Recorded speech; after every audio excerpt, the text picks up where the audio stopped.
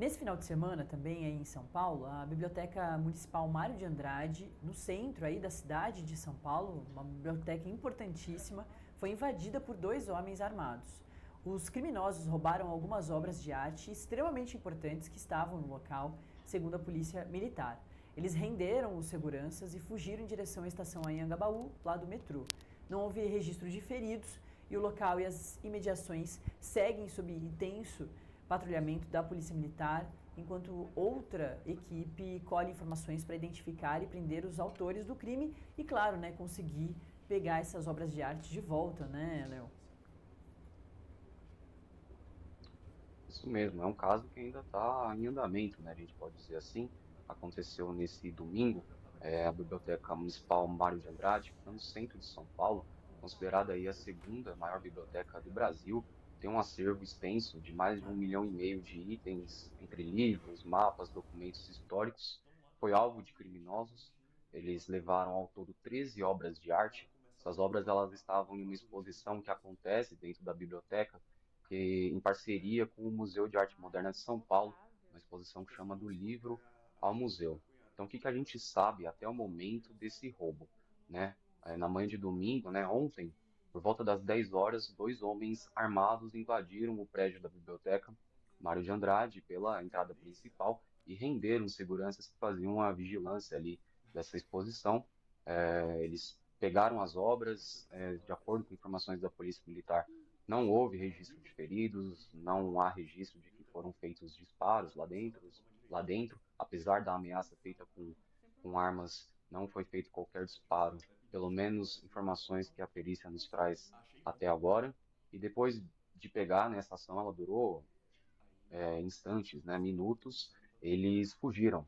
Né, e o que, que foi levado por eles? Né? Como eu havia dito, foram 13 obras de arte, 8 gravuras do artista francês Henri Matisse e 5 gravuras do artista brasileiro Cândido Portinari, um dos maiores nomes do modernismo brasileiro.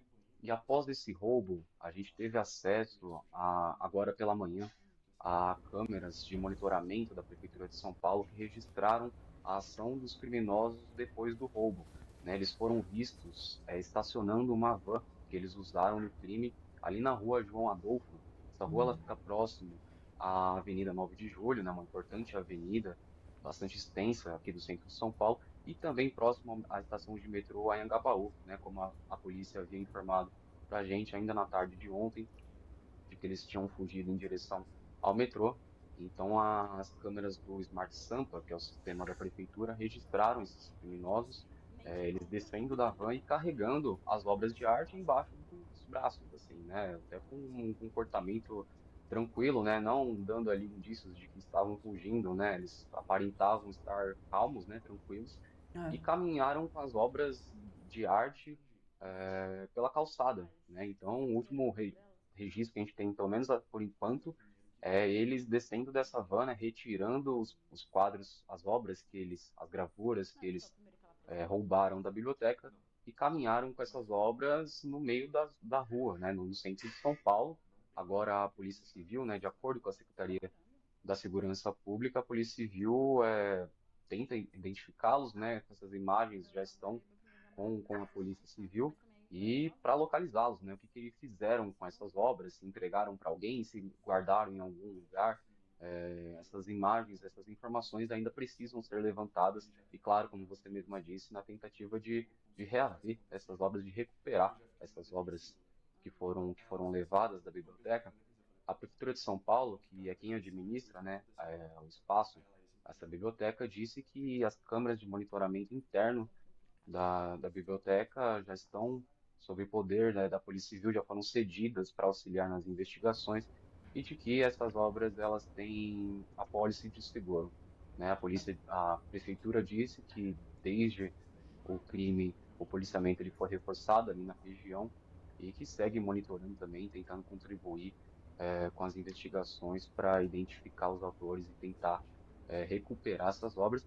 Lembrando que esse não é o primeiro caso, né, na Biblioteca Municipal Mário de Andrade, em 2006, há cerca de 20 anos, aproximadamente 20 anos, também tivemos um caso de roubo, né, obras que foram levadas ali em circunstâncias parecidas, e algumas delas, inclusive, foram recuperadas pela Polícia Federal. recentemente. Então é um caso aí que chocou, né, a cidade de São Paulo, né, bem no centro, bem no coração da cidade. E os criminosos, como vocês podem ver nas imagens que a gente mostra, eles saem carregando, eles dão uma olhada ali na rua, a rua não parece tão movimentada, e saem andando com as obras embaixo do braço, e agora a polícia tenta saber qual que foi o destino, né, dessas gravouras que foram levadas. Ô, Léo, ninguém uniformizado, uma van, nada a ver, né? E ninguém se choca, ninguém olha. Também acho que traz um pouco de reflexão sobre o paulistano, né? E a vida do paulistano, que a gente vê cada coisa aí na cidade de São Paulo. Eu posso falar, eu tenho um lugar de fala que eu sou paulistano, nasci na Avenida Paulista, então eu posso criticar a minha cidade.